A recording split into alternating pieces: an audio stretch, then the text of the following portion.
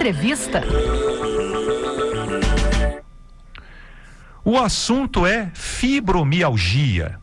A síndrome reumática que provoca dores crônicas nos músculos e ossos em várias partes do corpo é um desafio para médicos e principalmente para os pacientes. A doença afeta 3% da população, sendo que 70 a 90% dos casos são em mulheres. Para falar sobre fibromialgia, convidamos o Dr. Rodrigo Lima. Ele é reumatologista e professor da Faculdade de Medicina da Escola Superior de Ciências da Saúde aqui do Distrito Federal. Dr. Rodrigo, muito bom dia. Bom dia, Adriano. Obrigado pelo convite. Bom dia a todos os ouvintes aí da rádio.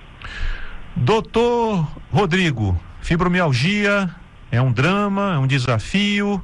Mas quais têm sido os progressos recentes em relação à compreensão da medicina em relação à doença e também ao tratamento da fibromialgia?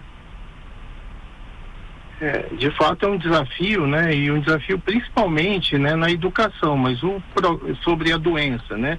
Acho que a educação ajuda muito a compreender, aceitar e procurar um tratamento mais efetivo, né?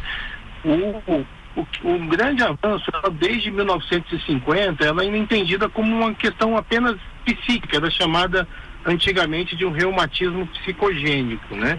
E hoje, entendendo como a dor funciona, compreendendo melhor como faz o processamento da sensação dolorosa do nosso corpo em várias doenças, inclusive na fibromialgia, a gente compreende que não é um sintoma exclusivamente psíquico, mas de amplificação da percepção de dor, ou seja, esse sistema de dor, que é o nosso sistema de alarme do corpo, ele está exageradamente em favor de se sentir dor espontaneamente e sentir dor com sensações que não deveriam ser dolorosas, como mudança de temperatura, um toque mais suave e também com oscilações do humor e eventualmente com um sono não restaurador ou um sono ruim.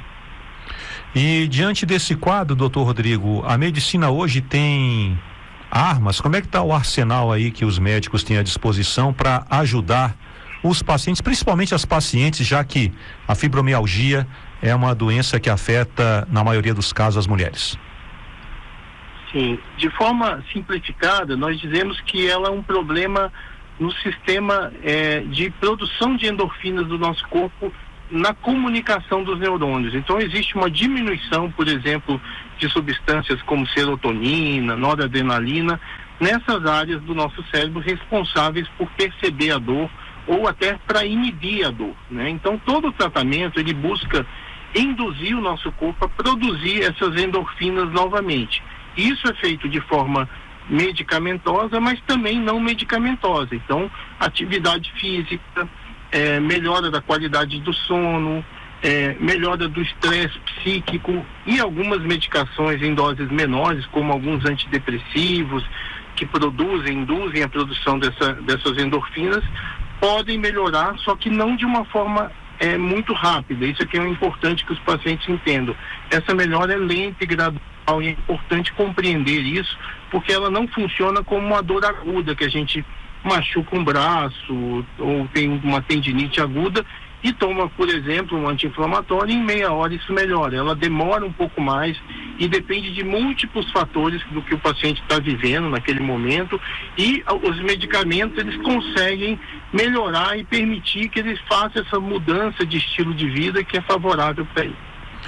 Doutor Rodrigo, o diagnóstico por exemplo, um paciente que procura um serviço de saúde, né, um posto de saúde, uma clínica, se queixando de uma dor, né, uma dor generalizada, o diagnóstico é feito rapidamente? Está no radar dos médicos em geral a fibromialgia, ou o diagnóstico é mais demorado? Ela pode demorar por desconhecimento, mas sem dúvida é uma doença muito frequente, muito prevalente, como você colocou, entre 2 a 4% da população, e ela está muitas vezes presente em outras especialidades médicas, e o diagnóstico ele é clínico. É claro que isso exige uma percepção de como esses pacientes sentem dor, e é uma dor que às vezes confunde outros colegas, outros profissionais da saúde, por não estarem atentos a esses sintomas. Mas, sem dúvida alguma, é uma doença que a atenção primária da saúde deve estar atenta, porque ela simula todo tipo de dor. Como o defeito é no sistema de dor, que modula a nossa dor, que diminui, não deixa a gente sentir uma dor espontânea, ela acaba sendo uma dor difusa na maioria das vezes, mas que pode ser com peso, como formigamento, como pontada, ela pode ter um caráter migratório, um caráter que que simula todo tipo de dor, mas não é característico de nenhuma dor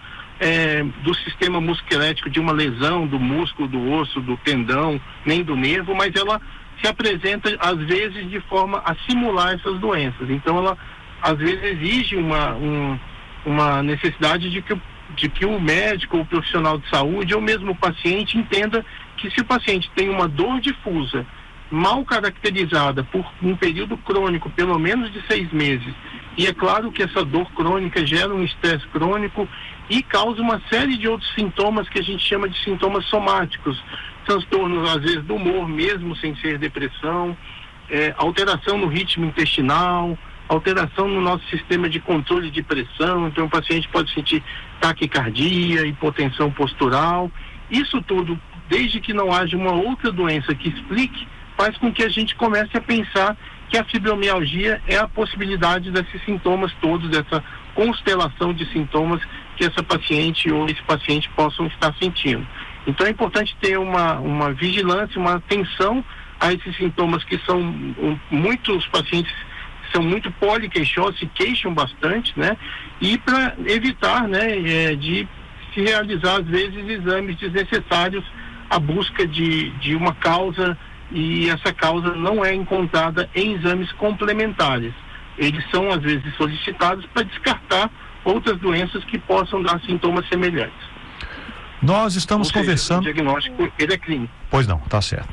Nós estamos conversando com o Dr. Rodrigo Lima, ele é reumatologista, professor da Faculdade de Medicina da Escola Superior de Ciências da Saúde aqui do DF, falando sobre fibromialgia.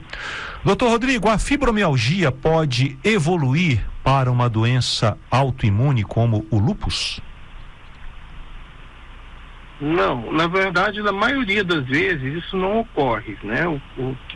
Na maioria dos pacientes com fibromialgia, o paciente tem a fibromialgia e não tem outra doença que explique. O que ocorre é que em pacientes com doenças autoimunes, e aí o que a gente vê é uma frequência um pouco maior de pessoas que tenham fibromialgia, o que não significa que todas as pacientes com fibromialgia vão ter uma doença autoimune. Então o raciocínio inverso ele não se confirma, né? Assim, 3% da população tem fibromialgia e menos de 1% ou 1% tem alguma dessas doenças autoimunes, como artrite reumatoide, lúpus, e de alguma forma essas doenças que sim causam uma inflamação crônica estão mais associadas, talvez por sensibilizar esse sistema de dor, muitas vezes a sintomas ou diagnóstico de fibromialgia junto. Mas a grande maioria dos pacientes não tem fibromialgia causando uma doença autoimune, né? Quando isso acontece uma sobreposição de doenças que é menos comum. Portanto, os pacientes com fibromialgia normalmente eles não desenvolvem a doença. É óbvio que, como eu disse antes, é um diagnóstico clínico, ou seja, e ele exige descartar outras doenças reumáticas que possam dar esses sintomas, por exemplo, como artrite reumatoide, onde você vai ter um inchaço articular. E os pacientes com fibromialgia, eles têm muita dor, muita sensibilidade ao toque no corpo, porém a gente não vê um processo inflamatório diferente de outras doenças reumáticas, chamadas doenças reumáticas autoimunes, como a espondilite anquilosante, como artrite reumatoide ou como o próprio lúpus. Então, a gente precisa tranquilizar que a maioria desses pacientes, eles não têm uma doença, não vão desenvolver uma doença autoimune, e se tiverem, isso vai ser avaliado se existem sintomas característicos dessas doenças ou se existem sintomas exclusivamente da fibromialgia. E para encerrar aqui a nossa entrevista, doutor Rodrigo, que mensagem o senhor, como especialista, como reumatologista, deixaria para as pacientes com fibromialgia? Falo as pacientes porque na maioria dos casos, quase a totalidade, mulheres que têm a doença.